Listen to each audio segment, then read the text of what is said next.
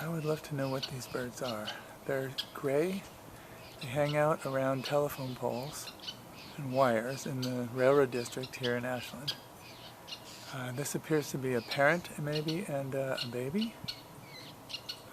They're gray with a little bit of black. I can't really see them that well. They're a little ways up there. But every time I've seen one, it's been on a wire like this or up on a telephone pole. Kind of a black beak. There's a dove over here just hanging out. Oop, taking off. But these guys, yeah, what are these things? What are these birds?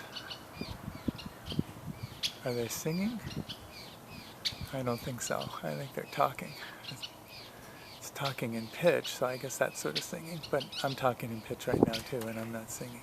It's the only way they seem to communicate. Ooh, there's a...